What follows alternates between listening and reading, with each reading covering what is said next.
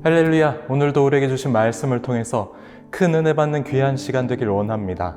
오늘 시편 85편은 세 부분으로 나눌 수가 있습니다.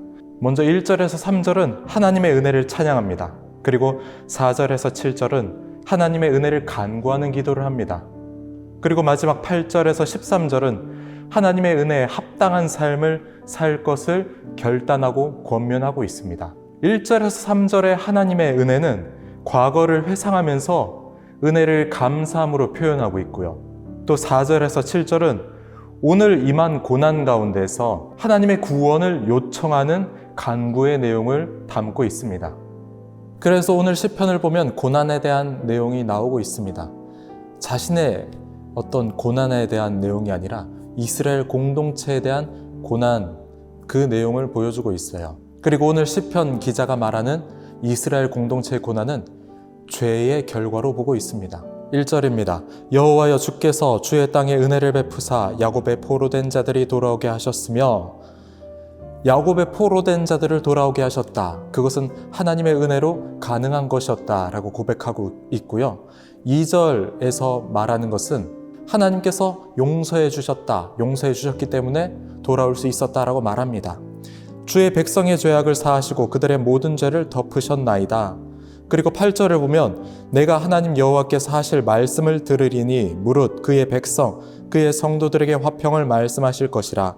그들은 다시 어리석은 대로 돌아가지 말지로다. 시인이 전하는 내용은 다시 어리석은 대로 돌아가지 말라라고 말하고 있어요. 다시 죄 짓지 말라는 겁니다. 그런데 이 죄의 원인을 무엇으로 이제 설명하냐면 이렇게 말하죠. 하나님 여호와께서 하실 말씀을 들어야 된다. 즉 말씀을 듣지 않았기 때문에, 말씀대로 살지 않았기 때문에 죄 가운데 빠졌다라는 것입니다. 우리가 어리석은 길로 빠지지 않기 위해서는 말씀을 들어야 됩니다. 자꾸만 말씀을 듣는 자리로 나아가야 됩니다. 그리고 말씀을 들음으로 끝나는 것이 아니라 내 삶 가운데서 어떻게 말씀대로 살아낼 것인가, 어떻게 예수님께서 원하신 뜻대로 살아갈 것인가를 계속해서 고민하면서 말씀을 붙잡고 나아갈 수 있어야 합니다. 그것이 지혜로운 자의 삶입니다. 9절을 보면 그의 구원이 그를 경외하는 자에게 가깝다라고 말하고 있어요. 말씀을 경청하고 말씀을 품는 자는 하나님의 구원을 경험하게 된다는 것입니다. 이와 같이 우리도 나 같은 죄인이 죄사함을 받았습니다. 값없는 은혜로 구원을 받았습니다. 하지만 우리는 죄의 본성을 가지고 있습니다. 그래서 넘어질 때가 있습니다. 그렇기 때문에 우리가 말씀을 의지하면서 우리의 삶 가운데서 말씀대로 살기를 결단하고 계속해서 우리가 말씀을 묵상할 수 있어야 합니다. 우리가 가진 죄의 본성 때문에 우린 언제나 주님의 말씀이 아니라 다른 것을 바라보고 다른데 우리의 삶의 방향성을 둘지도 모릅니다. 그래서 말씀으로 자꾸만 우리의 삶을 교정할 수 있어야 돼요. 말씀에 비추어서 내 삶을 바라볼 수 있어야 합니다. 그리고 내가 말씀에 비추어 볼 때 곁길로 나갔다면 다시금 재빨리 말씀으로 돌아갈 수 있어야 합니다. 그리고 오늘 시편뿐만 아니라 성경을 보면 과거의 하나님의 인자하심, 또 과거에 행하신 하나님의 은혜를 기억하면서 오늘 나에게 이러한 은혜를 주시옵소서라는 간구가 많이 등장합니다. 우리가 성경을 읽어야 하는 목적이 바로 여기 있습니다.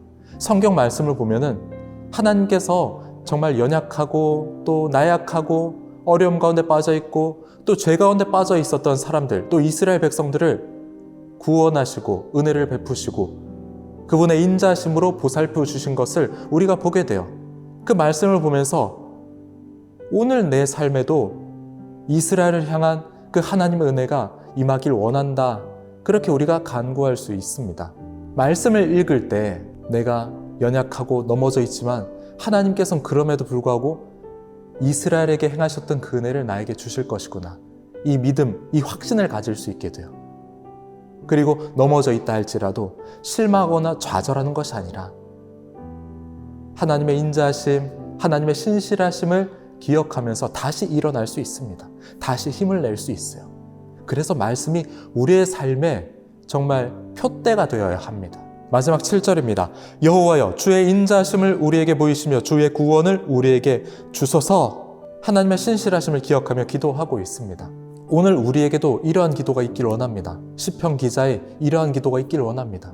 하나님의 인자하심, 하나님의 신실하심, 과거에 그러하셨듯이 오늘 현재 내 삶에도 하나님의 인자심을 보여주시옵소서. 신실하신 하나님의 은혜를 내 삶에 부어주시옵소서. 이렇게 기도할 때 오늘 내 삶 가운데 하나님께서 놀라운 회복의 은혜를 주실 것을 믿습니다.